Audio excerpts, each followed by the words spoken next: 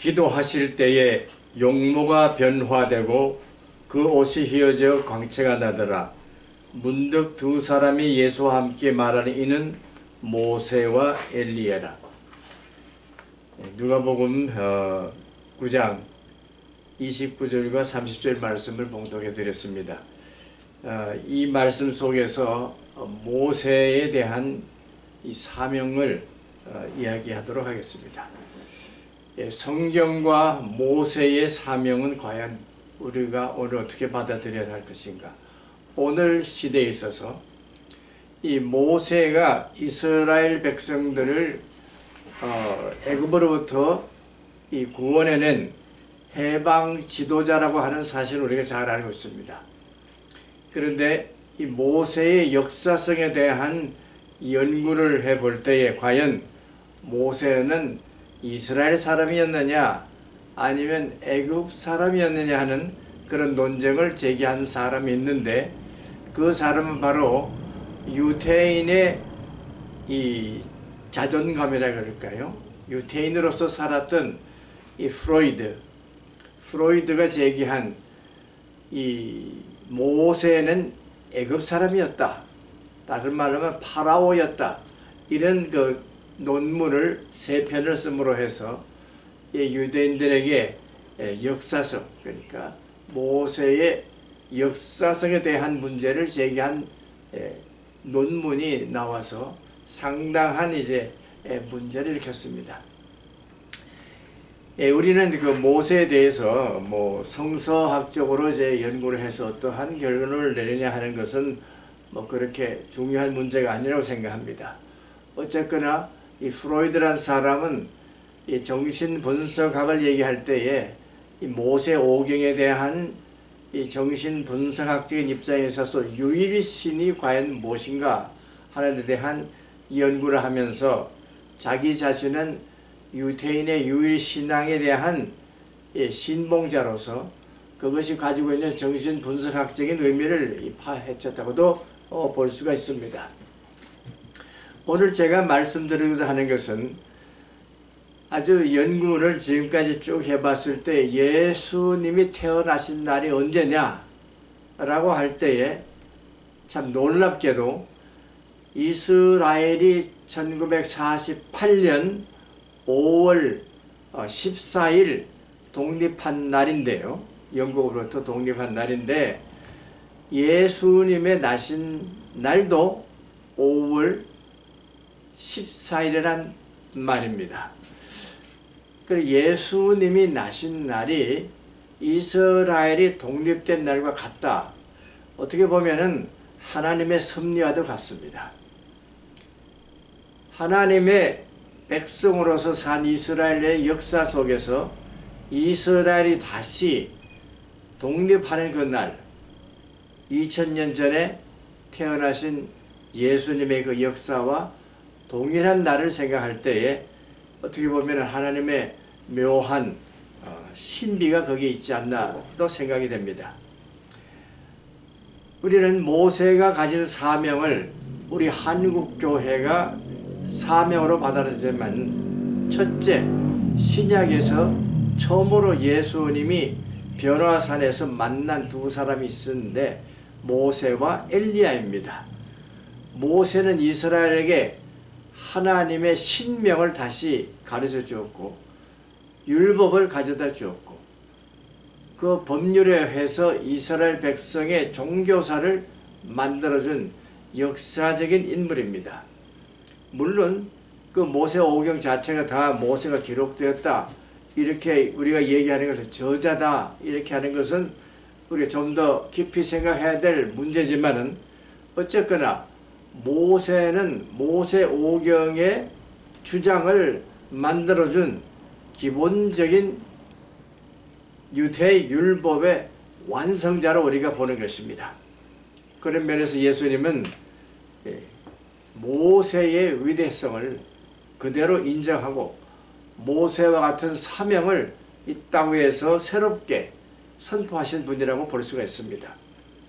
오늘 우리 한국 교회는 어떤 면에서 보면은 모세와 같은 영도력이 필요합니다. 모세는 애굽의 궁중에서 교육을 받았는데 역사적으로 공부해보면 모세는 얼마만큼 공부를 했느냐, 18가지 분야에 있어서 이 파라오가 되기 위한 교육을 받았다는 것입니다. 파라오, 애굽의 왕이 되기 위한 궁중에서 교육을 받았기 때문에 그가 가진 여러 가지 학문적인 것에서 문화, 예술, 음악예리까지 모든 것을 다 공부한 사람으로 본다는 그것이죠. 그래서 모세가 40년 동안 그와 같은 역사적인 일을 감당했을 때에 그는 애굽의 왕자로서 애굽의 궁중의 역사적인 인물이 될 수도 있었습니다. 그럼에도 불구하고 그가 이스라엘 백성들을 끌고 가는 데는 그가 연구한 모든 것들이 거기에 작용된 것입니다.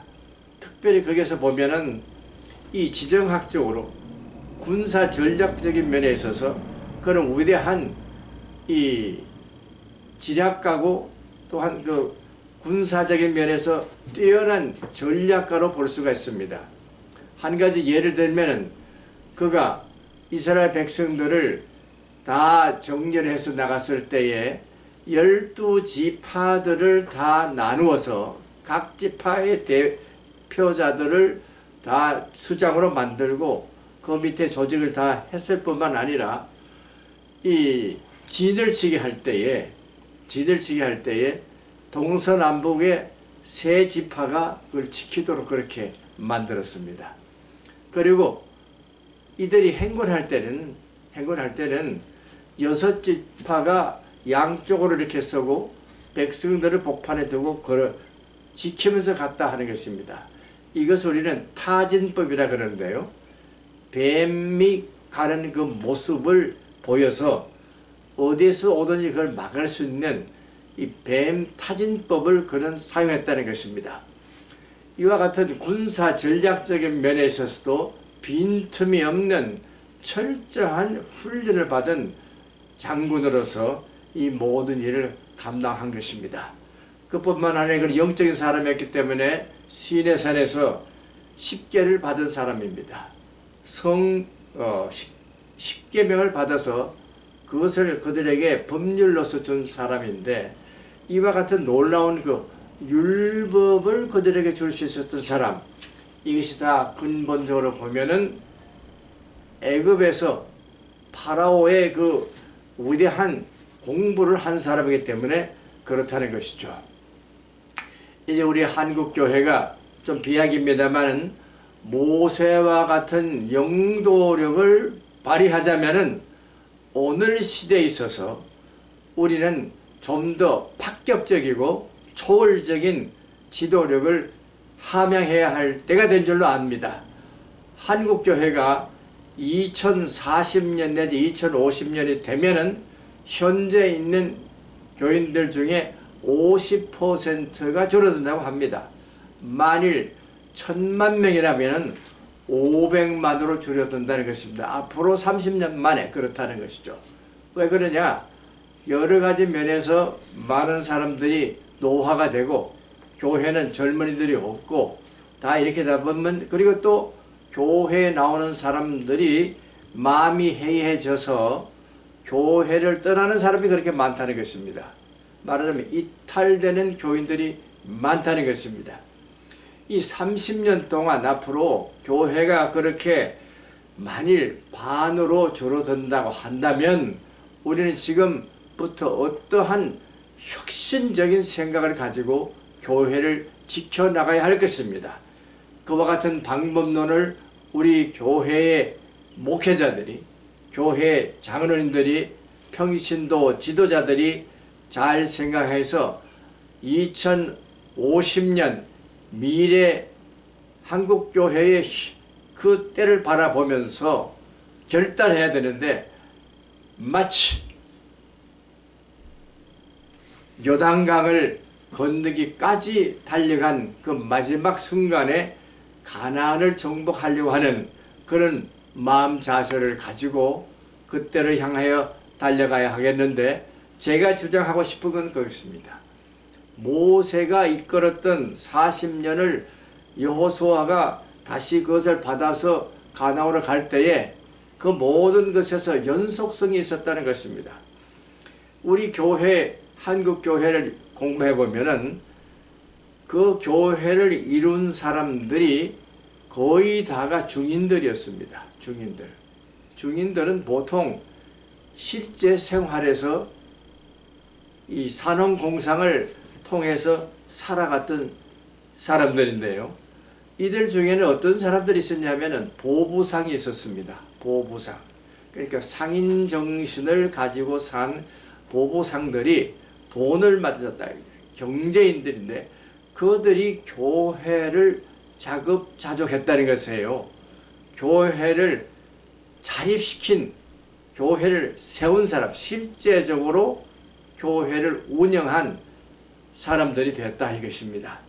그래서 이와 같은 경제 공동체를 이끌었던 상인들이 한국 교회를 만드는 1등 공신들이 되었는데, 오늘 한국 교회도 그러한 보부상과 같은 경제인들이 다 교회를 움직이고 있는 줄 압니다.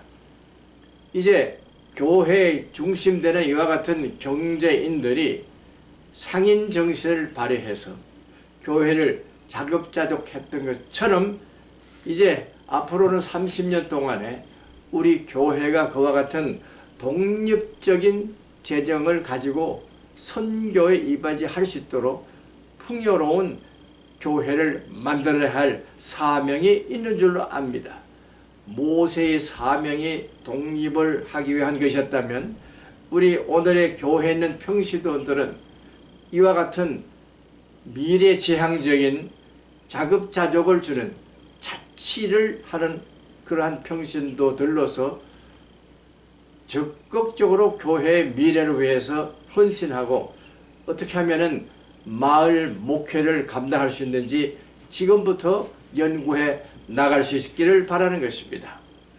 이와 같은 교회의 미래를 바라보는 거대한 탈역사적인 새로운 시대를 맞이하는 그러한 교회가 되도록 하기 위해서 우리는 유교 사변이라고 하는 이 비극을 넘어서는 민족으로서, 나라로서 참 자유에 이르는, 평화에 이르는 미래 운명을 개척하는 교회가 되기를 주님의 이름으로 축원합니다. 아멘.